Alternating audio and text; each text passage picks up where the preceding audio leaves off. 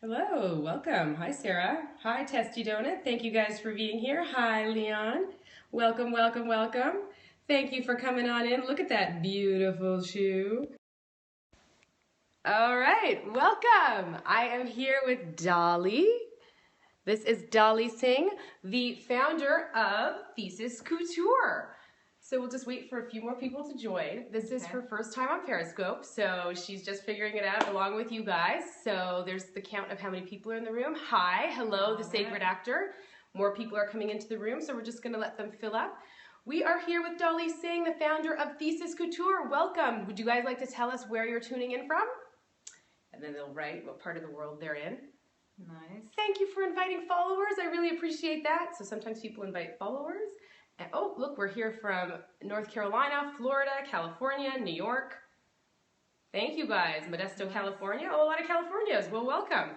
So, oh, Chile. Chile is in the house. Santiago, welcome.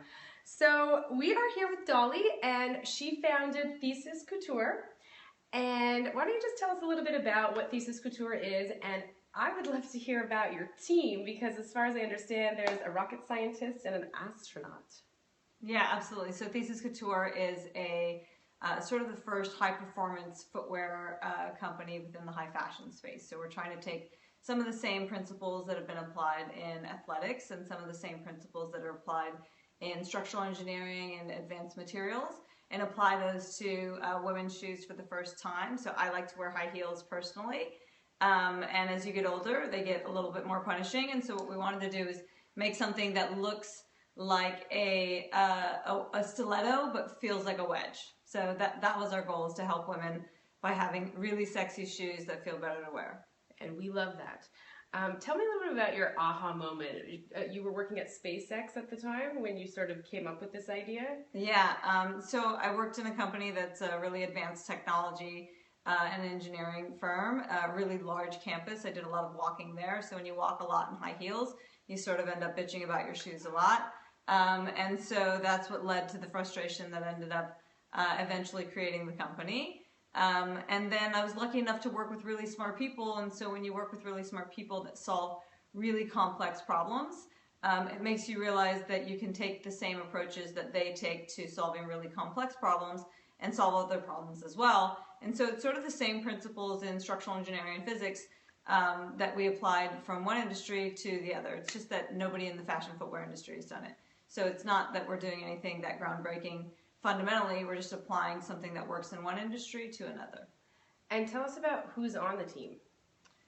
Yeah, a lot of really brilliant people. So I've been fortunate enough my background's recruiting, and so I've built really, really pretty impressive teams throughout my past, and I've had the opportunity and the honor to work for some really great businesses and brands that gave me the opportunity to build, again, really remarkable teams. And so I try to take that same approach to how we built the team at Thesis Couture. So we've got, a leading engineer from industrial products. We've got sort of the world's first fashion scientist. She's got a really remarkable background from Stanford to MIT to curating for some of the world's top museums and also doing mechanical engineering, mechanical design. We've got a really impressive architect that's going to be working on our debut design. We've got an orthopedic surgeon who is an officer of the British Empire, so it means he was knighted by the Queen for his accomplishments to medicine. So at every role that we had, every perspective that we wanted to bring to the table, we just tried to find somebody really, really impressive and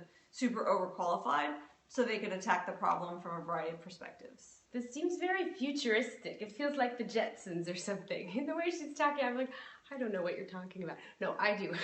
Guys, if you have any questions, please let us know your questions. The company is in great hands, they say. Yes. Oh, thank you. So let's talk a little bit about the history of the high heel and what the problem was with it, the way it was built before, and how you solved that problem. And we have some prototypes here for you as well. Yeah, sure. So there's not a lot of sort of multi-billion-dollar industries that have not changed for the last 80 plus years. Rockets were sort of one of the few that hadn't evolved for 50, 60 years, and that was why SpaceX was founded, actually. And so there's a strange parallel, even though they couldn't be more different in terms of products, is that the industry's been stagnant for a really long time. And so what we found out and you'll find this out if you go to your closet and you rip apart a pair of high heels, you'll find this inside. So fundamentally, this is what is inside every high heel, and it's sort of the internal structure. So if you think about it like this is like the bones. But if, let's say this was a human foot and it's this wide, and this is a shank that's the support structure, you'd be like, oh, that's not the best. If it was a roof on a building, you'd be like, that's not the best roof for that building. And so that's the problem, right, is that it's not the best possible frame. And so that's basically what we did, is try to approach it from the perspective of how do we build a better frame. Right. Didn't Sarah Jessica Parker say something like she's a big high heel wearer, that her foot regrew or something from wearing heels? Yeah, it didn't regrow. But both Sarah Jessica Parker and Victoria Beckham both came out sort of at similar times saying that they had really significantly and potentially permanently damaged their feet because of wearing high heels. Right. So they're both style goddesses, as most of us probably know. And so what happens is when your feet are crunched into one position for long periods of time, it changes the way your bones have grown. And so it changed fundamentally like the structure of her foot, and that's not good. No. And so yes, so that's probably why I think she designs flats. Does she? I'm not sure. Yeah, that makes sense, right? All right. Well, let's take a look at the prototype and what materials you use to solve, because this is obviously metal. Hi, John Ehrlichman. Thanks for joining. So, how you solve that problem? Sure. This is one of our prototypes. So it sort of comes together like a Lego puzzle. And what we've done is create a platform that absorbs shock. So when you walk in high heels, there's a few things that are important. One is how is your weight distributed across the structure that you're resting on. The second is what happens each time your foot hits the ground to that energy.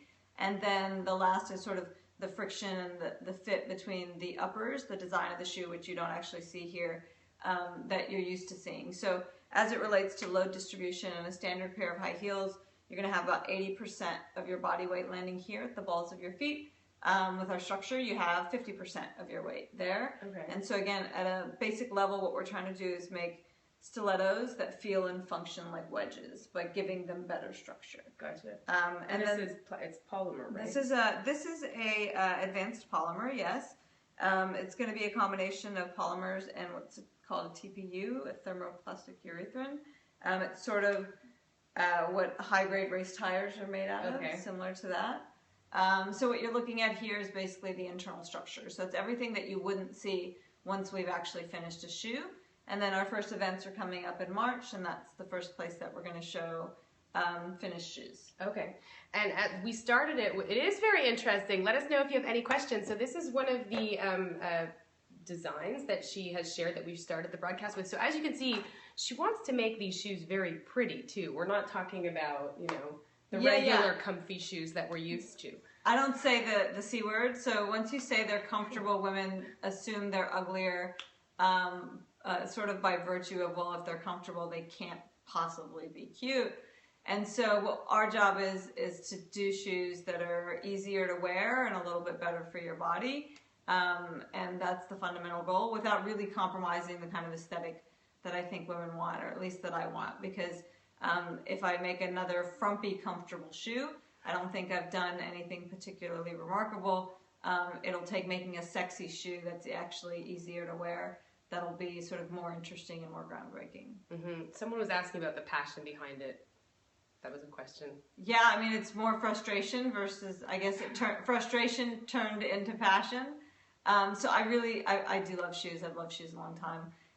And so when you get older, you realize that the same brands that you loved, don't feel as great anymore. And you can either give them up, or you can say, hey, why can't I try to have something better, or have both? And so that's what we try to do, is instead of complaining about the problem, try to figure out if we can fix it. Somebody wants to see a close-up of the shoe. Well, we're not showing any live shoes today. You mean of the prototype? The drawing or the prototype, yeah. So this is a close-up of the drawing, especially when dancing, yes. Oh, somebody is asking there's a close-up of the picture. Someone is asking the price point. Price point is going to be between $350 and $950. So we're going to do a day look, an evening look, and a red carpet look in our first collection. And that, again, will range from the $300 to $900 price range. The debut edition will be the first to come out. That's this March. We're only going to do 1,500 units. They'll all be numbered and signed by our guest designer, and those will be at $925. At $925, okay. And I was reading that that first 1,500 is based on female icons like Amelia Earhart, or can you tell me Yeah, our about that? lookbook, we're going to upload that to our website sometime over the next couple of weeks. And the lookbook has 21 looks, and it's really supposed to sort of represent what our brand vision is in terms of the design envelope and design aesthetic that we want to create within. And that all 21 looks within that book are all inspired by pioneering women, people that have done something groundbreaking and history making, and something that has inspired us, and a woman whose sort of footsteps we want to be able to follow in. So that's sort of the double entendre. That's great. Yes. Someone was asking any lessons that you learned at SpaceX that you've infused into this. I don't think you could work at SpaceX for 6 years and not have a lot of lessons that you use going forward. It's a remarkable organization, some of the most brilliant people on the planet, you know, and so it changes the way you look at the world. Absolutely, right? Things that everybody says are impossible are actually not at all impossible sometimes. And so it inspires us every time we run into a challenge with design or production or supply chain or all of the things that you run into when you're running a small company and you're, you know, trying to create something that nobody's created before. You know, you have to be able to say, if they can do rockets, I can do shoes. So. Are there any challenges that are coming up that you think you might face, and what are you the most excited about with the launch? You know what I'm most excited about is to have, you know, it's been a very long process. I had expected that I'd be done like 6 months after I started. And so here I am 2.5 years later. So I'm super excited to like have a finished product that meets the vision that was in my mind. Yeah, right? That's so huge. It's like you have something in your brain and you're like, okay, I want that thing to exist. And then now that thing I think exists. So I'm excited about That's amazing. Well, congrats. Yeah. Someone made a joke, but I'll ask you. They could see Elon wearing the shoes. No, Elon is way too manly to wear these shoes. He is 100% way too manly to ever wear high heels. I don't think anybody would ever think that if they'd met him. A good question. Are you considering in the future maybe doing a men's line or something? You know, all shoes that have any kind of a lift, including men's dress shoes, have a shank in them. And so in theory, the things that we've done from a design standpoint fundamentally could be applied to any shoe that has a lift. Okay. So maybe, but we want to focus on mission number one that's at hand, and then we'll see what makes sense from there. And where can people get them? You have to go to our website, thesiscouture.com. Thesiscouture.com. And if you want to follow Dolly on social, you're at Dolly Singh. At Dolly Singh. All right, guys. If you have any questions, let us know. We'll hang here for a little second. How will you determine the demand? Well, we've already got 10,000 people signed up on our Notify Me list. So and that's the list of people that want to be notified when we formally open the wait list. So, you know, we expect that list to be sort of at 15,000 to 20,000 by the time the list actually opens. So, given that we're only going to release 1,500 units, I'm pretty confident that we'll subscribe pretty quickly. Awesome. Well, congratulations. Thank you guys for being here. And there was someone that said ciao from Italy. Oh, thank you. So this is her first time using it, so everybody is around the world. It's very exciting. So thank you, Dolly. Thanks for being here on Parachute TV. Very cool. Well, I'm glad you guys enjoyed. Thanks, guys. Good luck. Sounds great. Well, thank you guys. And we will see you guys again here soon on Parachute TV. Bye.